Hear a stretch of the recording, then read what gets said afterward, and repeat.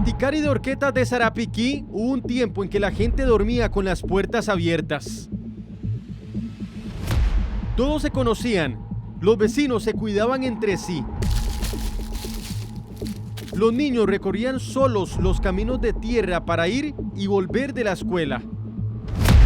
Parecía uno de esos lugares donde el peligro existía únicamente en las noticias, hasta que el miedo llegó para quedarse. La tarde del lunes 5 de septiembre de 2005, una niña de apenas 8 años salió de clases y emprendió el camino de regreso a su casa. Era un trayecto corto, apenas 1 kilómetro, un recorrido que conocía de memoria, pero esa tarde ella nunca llegó. Su nombre era Yosebet Retana Rojas. Durante 6 días su familia la buscó sin descanso. Vecinos, rescatistas, toda una comunidad se aferraron a la esperanza de encontrarla con vida. Sin embargo, la verdad apareció de la forma más cruel. El cuerpo de Yosebet fue hallado dentro de un saco, sumergido en las aguas de la quebrada Lajas, a escasos metros de su casa.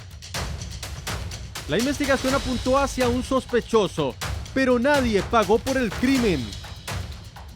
Más de 20 años después, el expediente sigue dejando heridas abiertas y preguntas sin respuesta. ¿Fue un asesino que logró escapar de la justicia?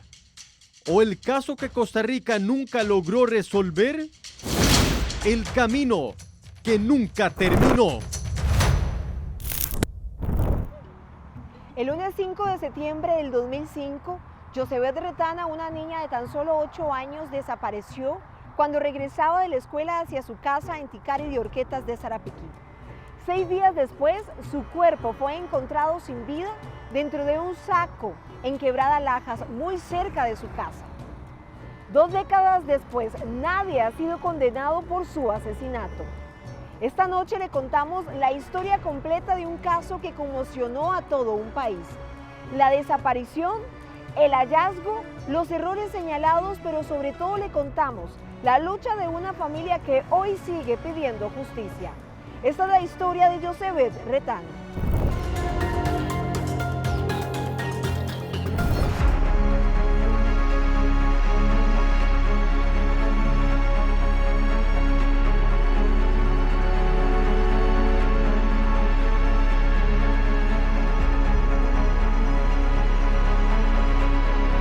Yosebet Retana era una niña de 8 años. Vivía en Ticari de Horquetas de Sarapiquí, una comunidad tranquila de gente humilde y trabajadora, donde los vecinos se conocían entre sí. Vivía junto a su familia, en esta casita humilde, frente a lo que hoy es Ruta 4. Era muy hiperactiva. Con la gente extraña, no. Cuando llegaba alguien aquí a la casa, ella se escondía detrás de una puerta o se escondía detrás de mí. Pero ya cuando no había nadie, ella era muy hiperactiva, demasiado hiperactiva. Y eso son cosas buenas de un niño, que está bien de salud, que no padecen de nada. Una niña muy callada, digamos, así como extraño, pero en la casa era algo que les reía a uno, porque ella era muy dinámica, muy linda, muy bella la niña. Y ella tenía un enfoque que dijo que ella quería estudiar bastante. Y me hacía gracia porque dice, yo voy a estudiar bastante, papito, me decía, porque yo te lo quiero mucho. Y yo voy a ser doctora, decía, doctora era doctora que quería ser ella. Pero ahí me mataron los sueños a ella. Asistía a la escuela de la comunidad, compartía con sus hermanos, jugaba, reía y soñaba con el futuro como cualquier niña de su edad. Ella decía que ella quería ser enfermera para cuidarme a mí cuando yo estaba viejita. Cuando yo llegara viejita, ella me iba a cuidar. Ella decía eso. Ella quería ser enfermera. Entonces es pensar en los sueños que teníamos juntas. O como le digo, lograr conocerla, que ella se hiciera tal vez mamá y que lo compartiera con uno. O así como yo también hubiera podido compartir con ella el que yo he sido mamá. y el verlos a ellos, a mis hijos, me recuerda siempre a ella. Nada hacía pensar que su nombre terminaría marcando una de las historias más dolorosas de la memoria reciente de Costa Rica. Para su familia, Yosevet no es el caso que apareció en los titulares. Es la hija que nunca volvió, la hermana cuya ausencia sigue presente cada día. Verla o imaginarse cómo hubiera sido ella de grande. Ahora con la inteligencia artificial me he tomado cierto atrevimiento en hacer videos, entonces la he visto a ella de grande a través de la inteligencia. Entonces es bonito, pero es doloroso también ver lo que ella pudo llegar a ser. Los recuerdos permanecen intactos, su forma de hablar, su sonrisa, sus juegos, pequeños detalles que el tiempo no ha logrado borrar. Y un recuerdo que tengo de algo que ella hizo con una amistad de nosotros, que este muchacho se llama Jorge. Él venía a la casa, llegaba a la casa y él es grandote, alto. Y mi hija tenía confianza con él y llegó ella y le quería decir algo a él. Entonces, como él no se bajaba, entonces lo agarró así, de la nariz y lo bajó para abajo. Eso no se me olvida. Yo vi a Jorge un día, le digo, ¿te acordás? Le digo yo, lo que hizo Yosevet contigo. Esa vez te agarró así de la nariz y te bajó para decirte algo. Eso nunca se me va a olvidar. De recordarme jugando con ella o corriendo por acá, hacia abajo. Algo que nunca se me olvida cada vez que mastico un chicle, es que ella y yo nos comíamos un popi y después nos quedaba el chicle. Y mascábamos el chicle y nos íbamos corriendo y cuando corríamos nos tragábamos el chicle. Entonces es como eso de que en un simple chicle está el recuerdo de ella, de esos momentos que jugamos.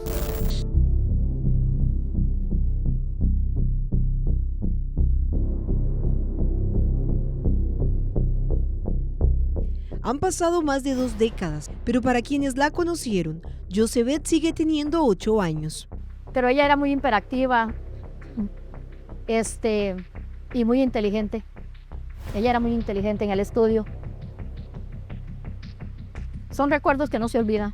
Nadie imaginaba que aquella rutina cotidiana estaba a punto de romperse para siempre.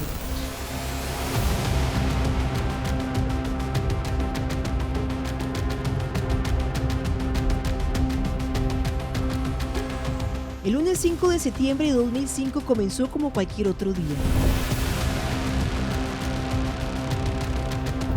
Su madre la alistó para ir a la escuela y la vio alejarse por el camino de siempre, sin imaginar que esa sería la última vez que la tendría frente a sus ojos. Ese día, ya y lo normal de todos los días, de que ella alistarla para que se fuera para la escuela. La impotencia de no poderla ir a dejar, porque ya yo estaba recién mejorada y no tenía nadie que me ayudara. No todas las mujeres les va bien, ¿verdad? En un parto. Y verla ahí de la calle para allá, que se metiera ahí por dentro y saliera más adelantito, que hay un caminito, una callita de piedra. Luego, y venirme para adentro ya y esperar a que ella saliera en la tarde.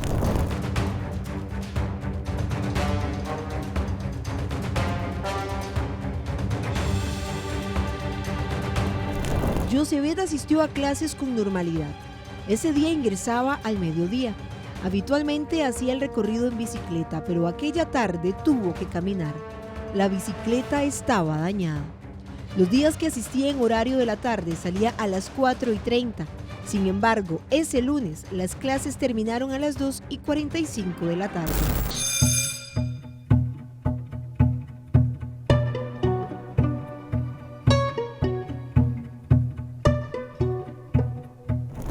Lo que menos sabía yo era que ella salía a las 2:45. Cuando llegaron las 5 de la tarde, yo vi que ella no llegaba, que salían como a las 4:30. Y eso me preocupó bastante.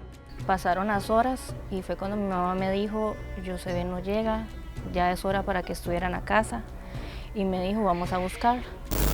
Entonces, ya como vi que no salía y antes no había teléfono para uno llamar ni nada de eso, yo envolví, me abrigué bien, con gorro y todo, y envolví bien al bebé. Alisté la otra y me fui a buscarlo. Y ahí en la entrada de Ticari, donde esta señora, que es la mamá de Salamanca, ahí me dijeron que dejara los bebés ahí, que yo fuera a buscarlos a Josebet. Yo dejé los dos ahí y me fui a buscarla para la escuela. En la escuela me dijeron que no, que ella había salido a las 2:45. Entonces ya yo me asusté y me preocupé. Digo, ¿cómo puede ser posible que estas son horas de que la niña no ha llegado?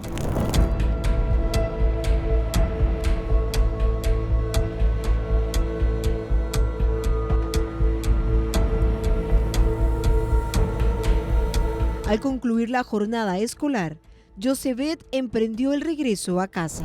Para llegar debía recorrer el camino de siempre, salir de la escuela de Ticari, cruzar el puente sobre la quebrada Lajas, pasar frente a una plantación de palmito y tomar el desvío que conducía a su vivienda. Era una ruta que conocía perfectamente. Un recorrido de poco más de 1 kilómetro que había transitado innumerables veces, sin que nada hiciera pensar que aquel día sería diferente. Y la gente me decía, ella pasó, yo no la vimos pasar. Otros me dijeron, yo la vi después del puente y ahí en un palillo juntando nances.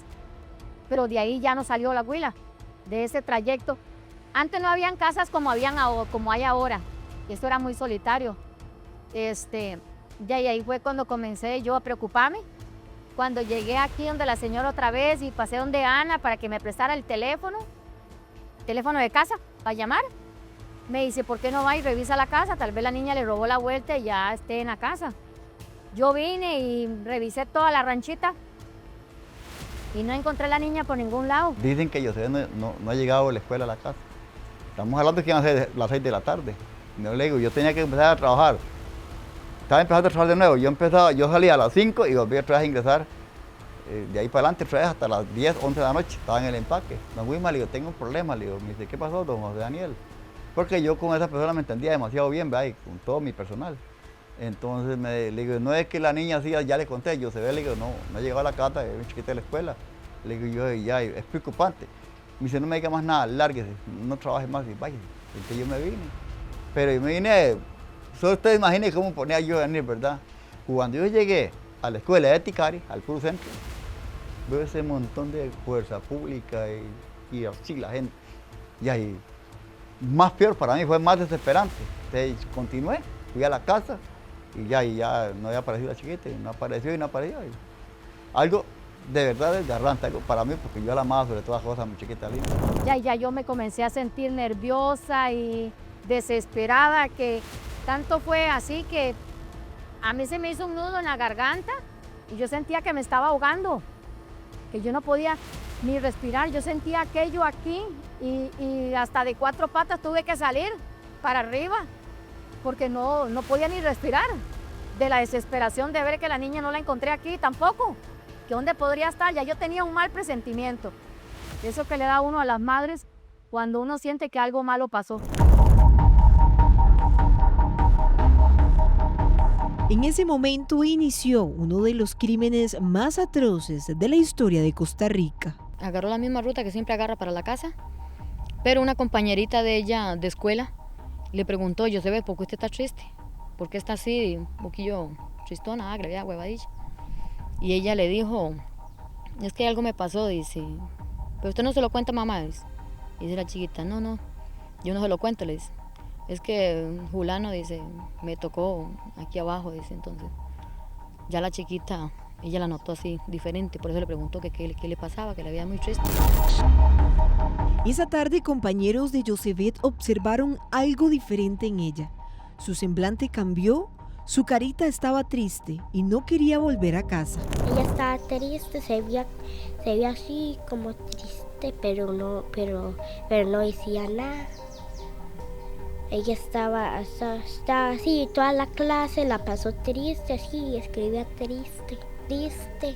Y ella siempre era feliz, ella nunca estaba así triste, ella siempre jugaba con un chiquito que se llamaba Kevin, siempre jugaba con ella, jugaba con nosotros, pero nunca era triste. Vecinos aseguran que ese día la vieron pasar hacia la escuela. Yo la vi pasar para la escuela normal y después en la tarde, pues, sí, ya yo no la vi pasar, digamos. Ya fue la otra chiquita mía la que la vio, la que está en la escuela con ella.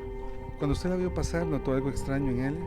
No, es que como siempre pasaba de calladita y lo que sí era lerda para caminar, pero normal, como siempre, ¿verdad? Todo el tiempo yo la veía pasar y todo el tiempo pasaba igual. Ella estaba ahí y en eso yo venía ya bajando y ella, nosotros empezamos a dar vueltas ahí alrededor y entonces ella se quedó para allá viéndonos y después de ahí ella se quedó un poco en el palo de Nancy recogiendo y desde ahí ella subió y ahí yo no vi un chiquito que pasó, pero dicen que sí había pasado, es que no me recuerdo. Cuando usted la vio en el palo de Nancy, ¿qué hacía Josebet? Ella se quedaba viendo, recogiendo Nancy's, los estaba viendo y ahí subió y ella se quedó en aquel planchel, de ahí yo la vi que agarró para allá a meterse a la propiedad esa.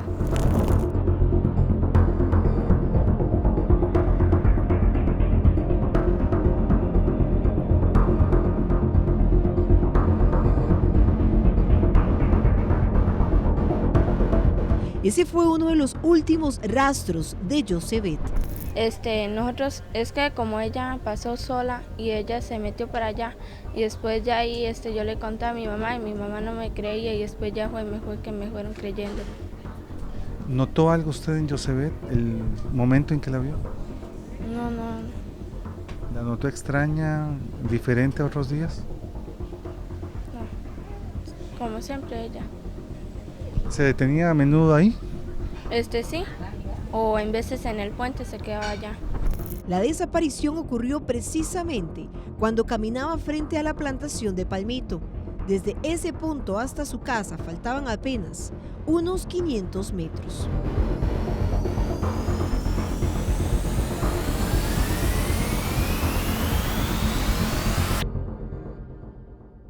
Hubo testigos que vieron a un reconocido vecino con un saco y un cuchillo en la mano en el punto donde desapareció la niña. Sí, a él lo vieron ir y venir de la pulpería, del teléfono a la casa de la mamá y en ese plan ir y venir.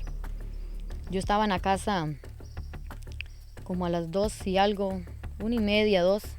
Están haciendo un trabajo ahí al frente de mi casa, están poniendo unos cables de luz y yo me puse a ver el draguero en la forma en que levantan esos postes de cemento.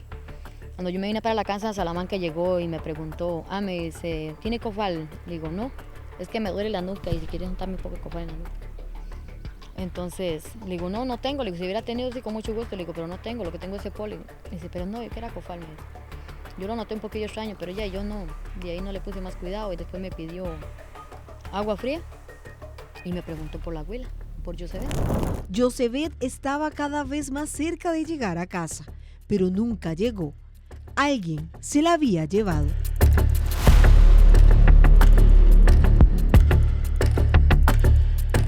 Después de ese momento, todo se convirtió en incertidumbre.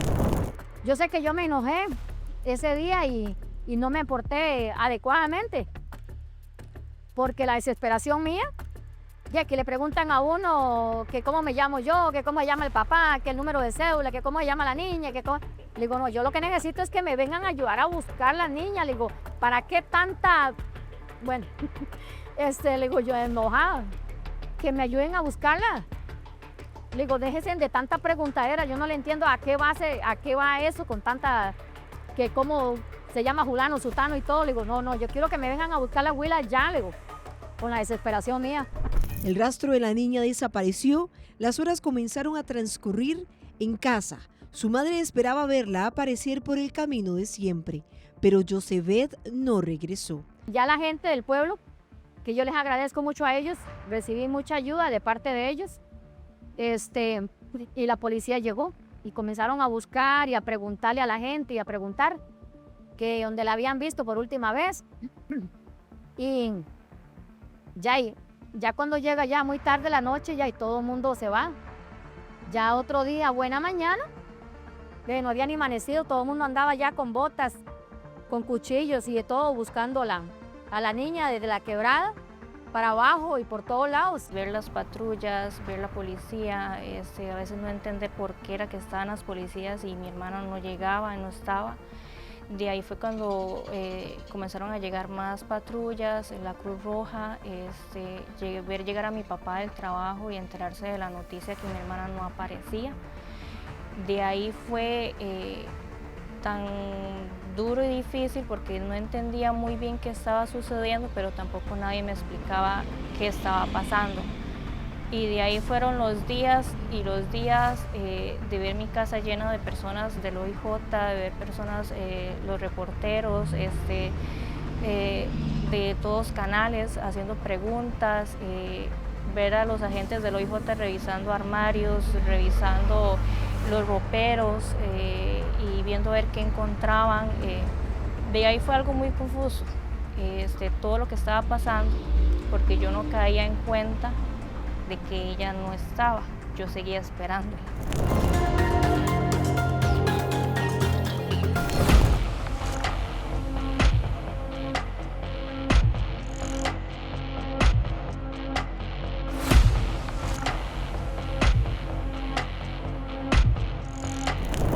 Durante casi una semana la búsqueda no se detuvo.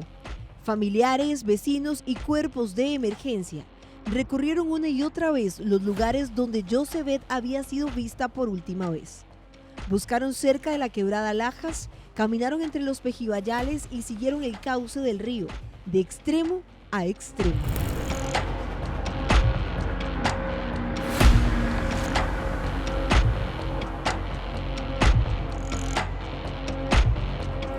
Pero no encontraron nada. Era como si la niña hubiera desaparecido sin dejar rastro. Con cada día que pasaba, la incertidumbre aumentaba. La fuerza pública, con ayuda de perros, inspeccionó los alrededores de donde vieron por última vez a la niña. Sin embargo, los esfuerzos no daban resultados. Hasta que llegó el sexto día. El pueblo buscó a esa niña sin cesar. El pueblo, digamos, la comunidad, después de que paró la búsqueda de la fuerza pública y los cruzrojistas, porque la buscaron en las aguas, la buscaron terrenal, y no apareció, ¿verdad? Entonces el pueblo no dejó siempre la comunidad de buscarla y la niña la siguieron buscando.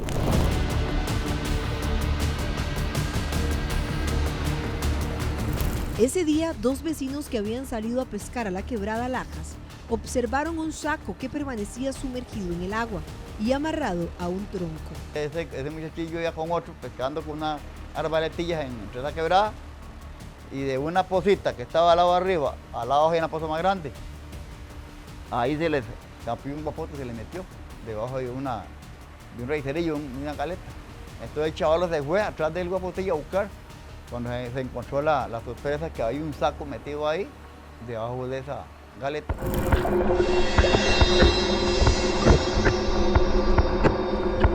Del saco salía un olor extraño. En un principio pensaron que se trataba de algún animal muerto. Sin embargo, al acercarse notaron un detalle que los alarmó. Por uno de los agujeros sobresalía cabello humano. Donde el saco se desprendió de donde estaba pegado, por uno de los huecos del saco le salían pelos, le salieron pelos. Entonces él imaginó, esta es la chiquita. Él salió como atacado, yo sé que él tuvo que recibir ayuda psicológica y todo. Y él salió como loco, ¿ah?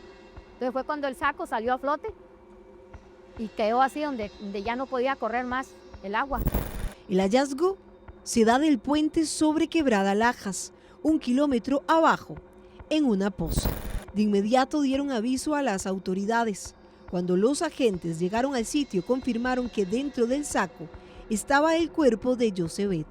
La menor presentaba golpes en la cabeza y el rostro, señales evidentes de una agresión violenta.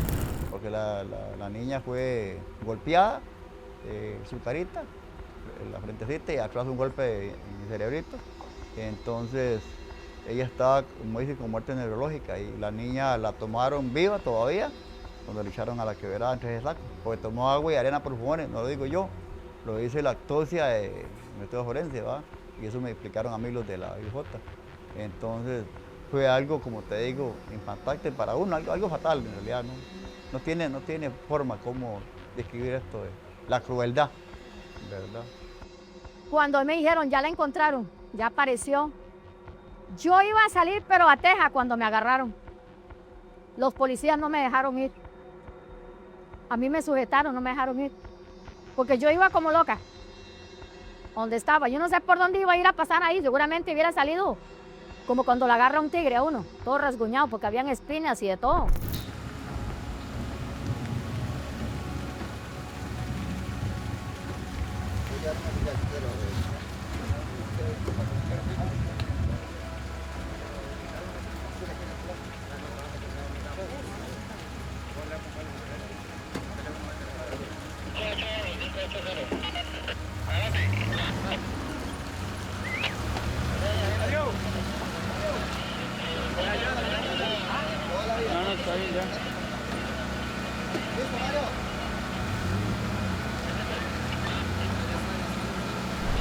Solo pude ver el carro con la bolsa blanca, donde la llevaban nada más.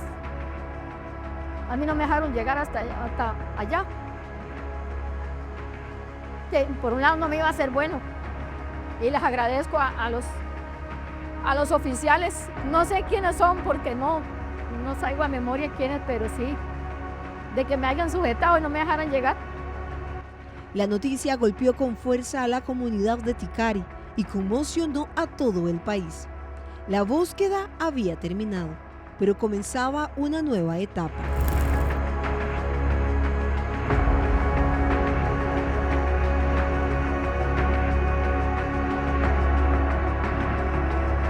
La investigación de un crimen que generaba más preguntas que respuestas. Los resultados de la autopsia revelaron detalles estremecedores. Yosevet había sido asesinada y, según los informes forenses, aún presentaba signos vitales cuando fue introducida dentro del saco. Ese hallazgo aumentó la indignación y convirtió el caso en uno de los más impactantes de la historia criminal reciente de Costa Rica. Y uno decía morirse mejor. Es algo triste. En realidad, para mí fue algo muy... Ya, yo estuve muy mal con eso. Tal vez doña Maribel es un poquito más fuerte que yo. Yo soy más flojo de sentimiento, más pendejo, porque, como te digo, esto que estamos hablando ahorita a mí me afecta un montón. Después de que ustedes se van, y ya mañana o pasado ya quedo con esa incómica, porque me duele demasiado todavía. A mí no se me quita aquello. Es algo duro, algo para mí, algo triste. Y ese día para mí fue, yo sentí que para qué vivir, porque pero hay más familia, ese es el problema. Pero es duro, es de garrón. La familia de la niña exigía respuestas. ¿Quién mató a Yosevet?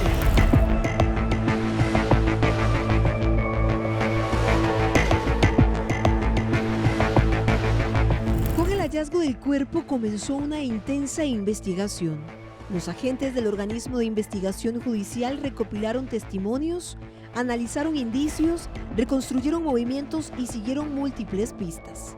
Allanaron la vivienda donde vivía Yosevet con su mamá, padrastro y sus 2 hermanos, en busca de evidencia. Su padrastro fue uno de los investigados en este crimen. Y eso a mí me hace pensar honestamente que el OIJ pues tiene que hacer su trabajo desde luego, ¿verdad? Pero el hecho de que ellos hagan eso es como que ellos tienen como una duda, digamos, una desconfianza hacia el sospechoso de lo que se trata, ¿va? Como que no lo están tomando de otra manera, ¿me entiendes? Como que hay una sospecha de parte de mi persona, y honestamente no soy esa persona, yo digamos que ellos están muy equivocados en ese error. ¿Se siente que se están girando un poco la investigación hacia usted o a alguien de su familia? Honestamente de mi familia yo no puedo decirte que ellos estén sospechando algo de mi familia, porque mi familia pues es que la investiguen todo lo que ellos quieran. De parte de mi persona, digamos, hacia mi familia, yo no pienso en ningún momento que mi familia tenga que ver en este asunto. Pero poco a poco la atención se concentró en una persona.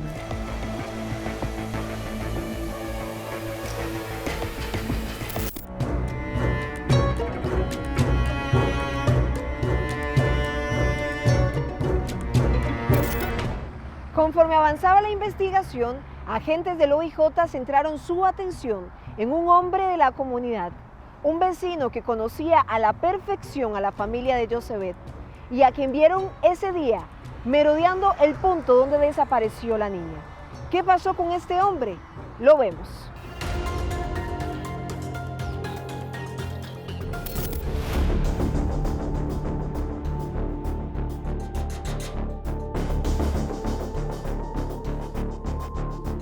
Yo sinceramente, para mí este periodo, estos días ha sido algo que no le hay explicación. Yo toda la vida me he criado aquí, la gente me conoce a mí, no he tenido problemas con nadie, no he problemas con nadie, y prácticamente soy una persona conocida al revés del derecho aquí, por el pueblo. Y de ver que ahora la gente tiene otro actitud contra mí, sinceramente yo me siento muy mal. Me siento afligido de ver que lo que la gente piensa de mí, sabiendo realmente cómo soy yo. Un vecino quien vivía a 2 casas de Josebet de apellido Salamanca, a quien en apariencia el día de la desaparición lo vieron escondido entre las plantaciones de palmito, con un cuchillo y un saco en la mano, justo en el lugar donde vieron por última vez a la niña.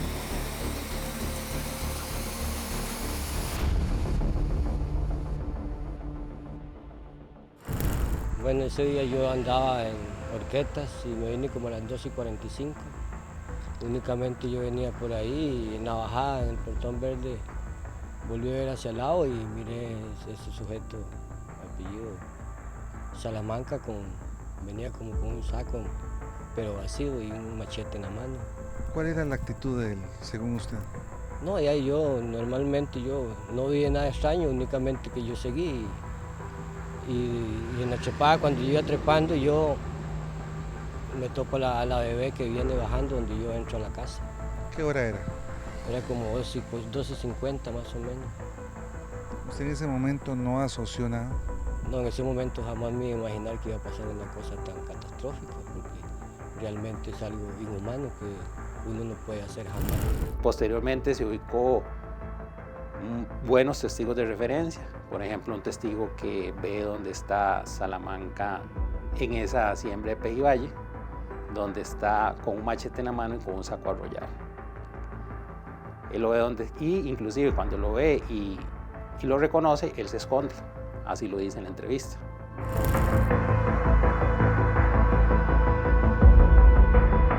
Acá surge la pregunta del por qué Salamanca tenía la intención de hacerle daño a la niña. Que él quería desaparecerme a mí, matarme, peleando esa propiedad donde está doña Maribel, que el papá me vendió a mí esa propiedad. No fue él, fue el papá de él que me vendió a mí, don Franklin Salamanca, y entonces no estaba de acuerdo.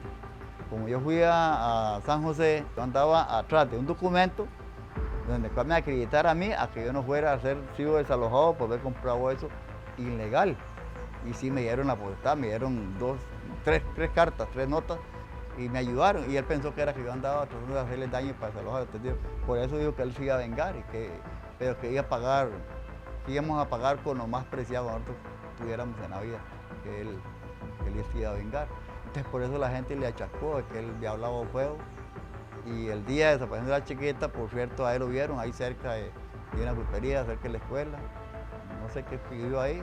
Y fue hasta la casa, dicen que fue a preguntar que si la chica andaba en la escuela o no andaba en la escuela. Él no tenía por qué preguntar por la bebé.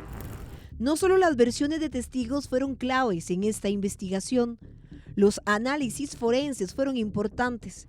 En los glúteos de la niña encontraron vello púbico de Salamanca y de la madre de la menor.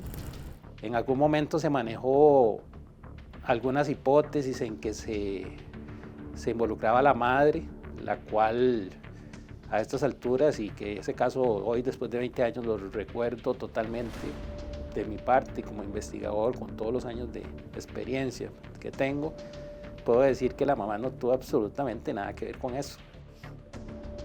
Luego nos sacaron pruebas de cabellos públicos a él, a mí y al que vivía conmigo en ese entonces, a Daniel. A mí me hicieron estos exámenes de sangre, vello y saliva, que llaman el ADN, ¿verdad? Que por esto yo me llevé a veces una buena sección y cólera, porque a mi madre le ha aguantado que me jalen los vellos míos de mi cuerpo. Y sé que me chingaron allá en la oficina del OIJ o no sé cómo es, y ahí agarraban con un guante y me jalaban y me arrancaban no un bello, ocupaban 60. El OIJ en su segundo informe determinó que la niña fue forzada en aquellos pejibayales, ya que en la camisa y en la enagua hacían falta algunos botones. Logramos observar cuestiones interesantes como por ejemplo en la camisa de la escuela de ella estaba totalmente llena de barro en la espalda y la enagua de ella también estaba llena de barro en la espalda. Le faltaban algunos botones de la blusa, le faltaba el botón de la enagua y estaba el zipper arrancado. Cuando vemos esa situación, entonces yo le digo, pero esto a mí lo que me parece es que hay un asunto que podría ser sexual detrás de esto por los indicios que estábamos viendo en ese momento. Según las versiones de la familia, Salamanca estuvo hasta participando en la búsqueda de la pequeña. Pero ya ayer andaba buscando supuestamente la niña y fue hasta pedir prestar una máscara para ir a buscar a la niña Daniela en la primera pose que da ahí en un puentecito. Por ahí anduvo el zampado buscando a la niña, pero que Dios me perdone, porque para mí no andaba buscando a la niña, para mí era que andaba buscando máscara, como para irla más bien a ocultar y esconderla. No cabe otra cosa, porque ese chavalo se juzga por la actitud de él, por lo que él habló, por lo que él dijo.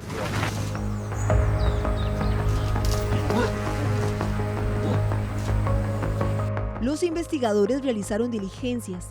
Realizaron 2 informes, los cuales fueron presentados al Ministerio Público.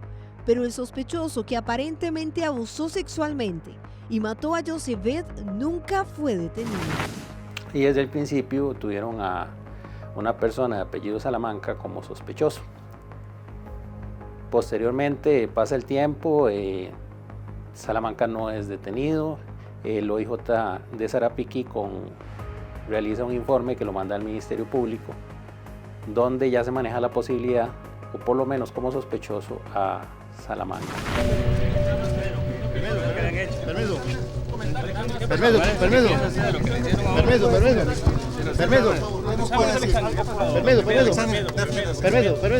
¿Qué le puede decir al pueblo que está pendiente de eso, Alexander?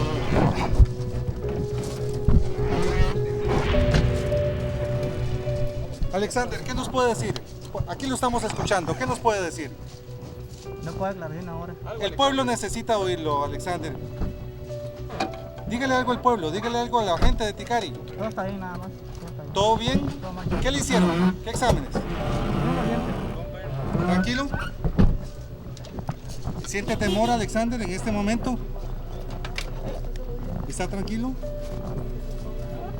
¿Qué le puedo decir a la gente, por favor? Estoy bien nada más. Todo bien. ¿Mantiene su posición en este momento? ¿Le extraña todo lo que ha pasado, los exámenes que le están haciendo? No. Entonces tenemos una persona que la ve subiendo, una persona que ve a Salamanca en el sitio y una persona que en tiempo y espacio nos viene a cerrar el ciclo donde dice que ella nunca pasó por ahí. De ahí le sumamos que él llegó a pedir el saco, que la gente lo reconoce en la zona, que, que los elementos pilosos por sí solos usted podría decir alegar de que no es suficiente prueba. Hicimos una reunión de trabajo donde se le mostró los elementos, la concatenación del tiempo y espacio de los movimientos, los elementos que se habían recolectado desde el punto de vista de la ciencia que nos había aportado el Laboratorio de Ciencias Forenses, para poderle decir que íbamos a pasar un informe positivo contra Salamanca, el cual fue avalado por la dirección del OIJ, y así se envió. El OIJ hace un informe en donde mantiene la tesis de que este vecino de apellido Salamanca es el autor del homicidio. Ese informe se manda a la Fiscalía del Sarapiquí, que correspondía, y la Fiscalía del Sarapiquí hace caso omiso del informe.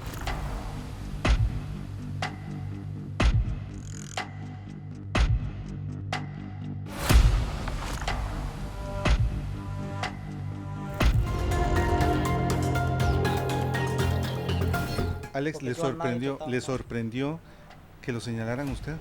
Sí, claro que sí. ¿Por qué? Ya, porque dicen que me vieron pasar como 3 veces para acá y para allá. La calle es pública. Uno tiene derecho a pasar. Ya, desgraciadamente fue en un momento adecuado que en su momento sucedieron las cosas y me vieron a mí pasar. Me vieron a mí pasar.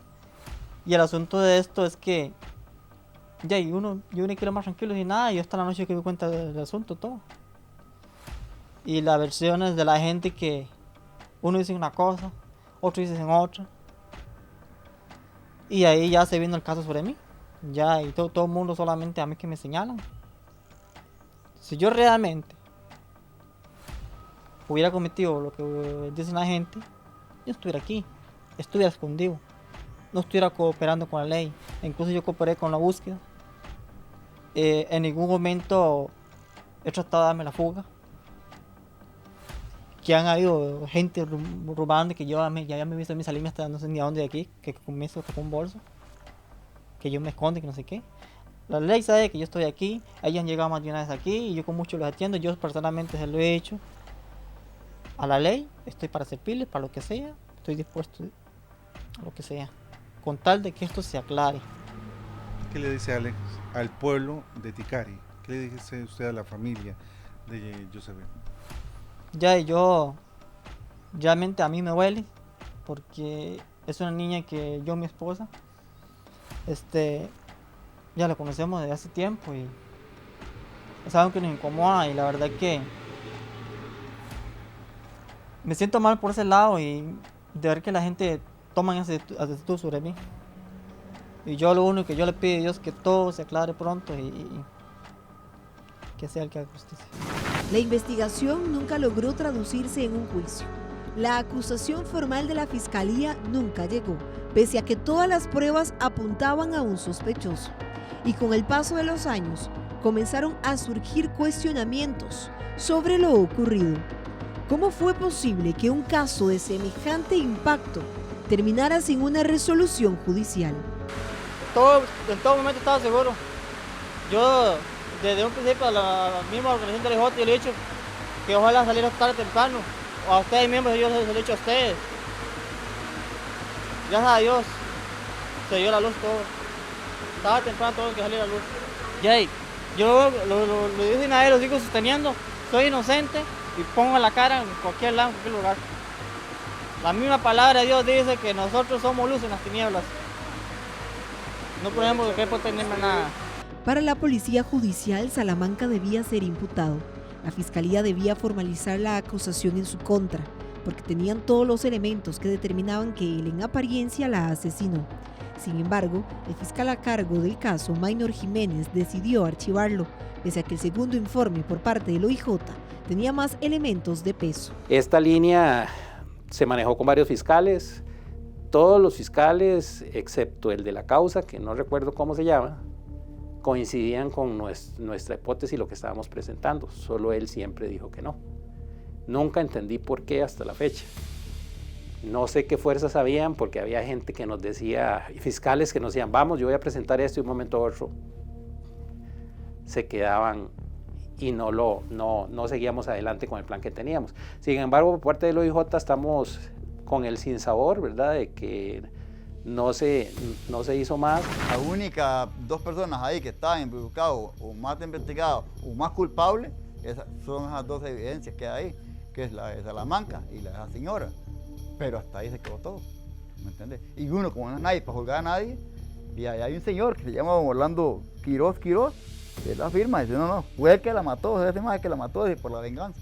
Ya, pero nosotros no lo vimos, ni él tampoco lo vio, nada más que él habla así, porque hay mucha gente que hablan sin darse cuenta que están hablando, o nada que porque nos hace el gusto de hablar. A mí me dijeron los del OIJ, si usted no se espabila y deja esto así, ese sujeto queda libre. Y en el cabello salió positivo, que es de él. Pero el fiscal no quiere dar la orden. Y después me di cuenta por qué.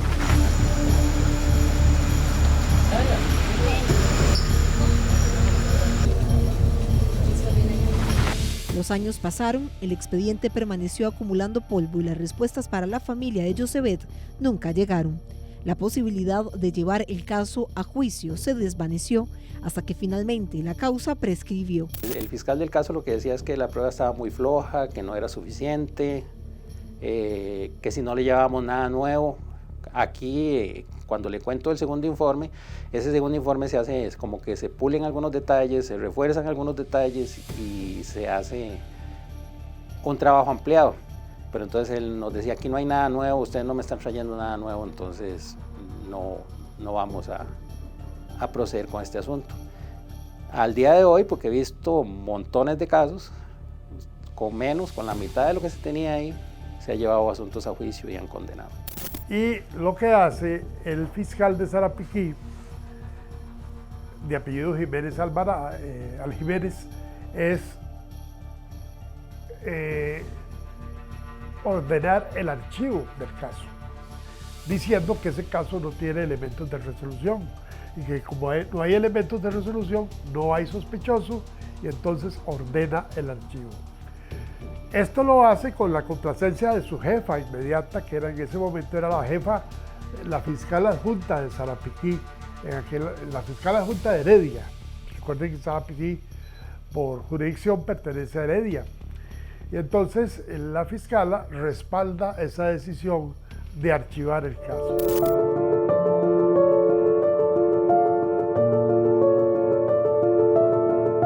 La muerte de Josebet quedó sin condena, un sistema judicial que le falló a una familia que pedía justicia. Yo fui, y nada me valió, porque no, usted no tiene nada que hacer aquí, me dijeron, porque usted no es el papá de la chiquita biológico, usted es un padrastro, usted no es nadie. Eso me lo dijo Francisco Gadanés a mí. Y igual me rechazó, me dijo que yo no puedo hacer nada. Oye, no es papá, o sea, yo no era nadie para esa niña, que no tiene ni voz ni voto en eso. En 2020, con ayuda del abogado Ronald Moya y David Delgado, la familia decidió llevar el caso a la Comisión Interamericana de Derechos Humanos. De acuerdo con las leyes nuestras, la policía judicial es una policía profesional en Costa Rica. Está bien que usted no le haga caso a un informe de fulano de tal. Está bien que usted no le haga caso a un rumor, pero usted no puede hacer caso omiso de un informe de la policía judicial. Además, no fue un informe, fueron 2 informes que tenían suficientes elementos para elevar a juicio. ¿Qué prefirió hacer la fiscalía en ese momento?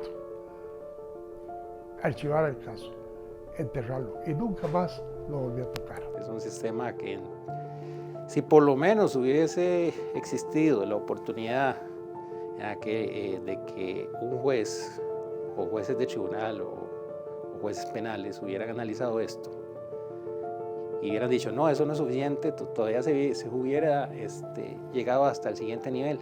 Pero es que no se arrancó, se quedó aún con todo lo que se tenía, no se hizo el siguiente paso. O sea, ya estaba agotada la vía costarricense. Ya no se podía hacer nada más en el Poder Judicial. Entonces, la única opción viable era elevar el caso ante la Comisión Interamericana de Derechos Humanos. Los casos se presentan en la Comisión Interamericana porque es la opción para llegar a la Corte. Había que decir por qué se presentaba. Bueno, primero porque estaba impune y porque teníamos identificados a los responsables de esta impunidad. ¿Quiénes eran los responsables? Como lo dijimos anteriormente, en primera instancia, el Poder Judicial de Costa Rica. En este momento, el expediente está en fase de admisibilidad en la Comisión Interamericana de Derechos Humanos, donde analizan si la denuncia reúne los requisitos para ser elevado a juicio. Se llevó a la Corte Interamericana, el abogado don Ronald Moya hizo un libro con todo lo que está en el expediente y fuera de lo que estaba en el expediente, y decir que cómo era posible de que no se hiciera justicia. Entonces se llevó a la Corte Interamericana a ver qué va a pasar. Ya la Corte respondió a Costa Rica y Costa Rica ya respondió a la Corte, entonces esperamos lo último en cualquier momento. Esperamos en Dios. ¿Qué tener fe en Dios? El caso de Josebet sigue siendo una herida abierta, una historia marcada por el dolor, por las preguntas y por la ausencia de respuestas definitivas. Porque mientras no exista una verdad judicial, seguirá pendiente la misma interrogante que surgió aquella tarde. ¿Quién mató a Josebet? ¿Por qué si hubo un sospechoso, nunca fue condenado? Soñé con ella un día antes de que apareciera. De ahí no volví a soñarme. Yo me soñé con ella el día antes que apareciera, despidiéndose de mí porque se iba a montar en un carro y se iba para la escuela y se estaba despidiendo de mí. Hoy por hoy tengo, ya adulta, tuve una conexión con una de mis hermanas mayores y hasta la fecha hemos sido un pilar una de la otra en unas circunstancias difíciles. Entonces también me hace pensar en ella, en lo que hubiera sido con ella, crecer con ella siempre juntos. Mi chiquita era dos gatos bien, gris, los ojitos, lo más lindo, era gata. De aquí no le echan de los ojitos como era ella, era gatita. Sí, linda. 8 añitos la dejaron vivir nada más.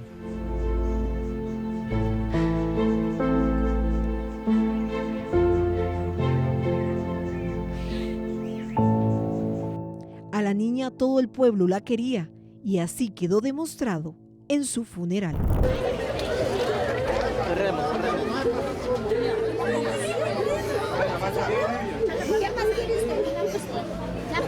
Me la alivia, por favor. Mamá, tranquilo, no le quedan 3. Tranquilito.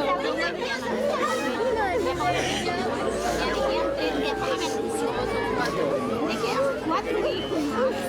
Me dejan, la chiquita. ¿Dónde está? Dele gracias a Dios que apareció. ¿Dónde está tu hija? Aureas. Aurea, mi amor, agárrame la chiquita, por favor. Ya está aquí.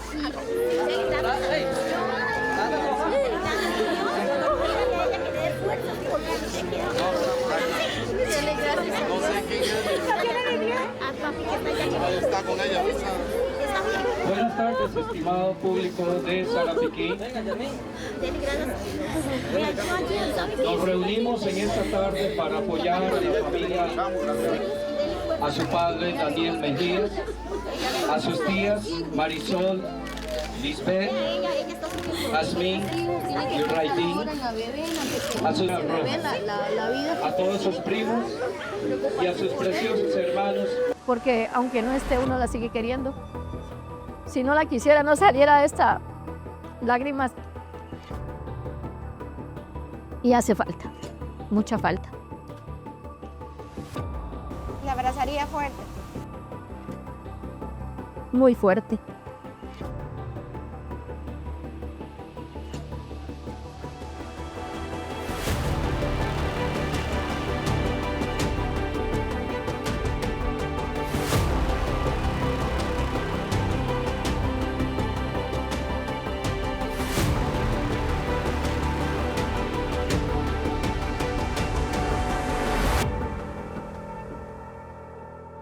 A Josebet le arrebataron la vida a los 8 años.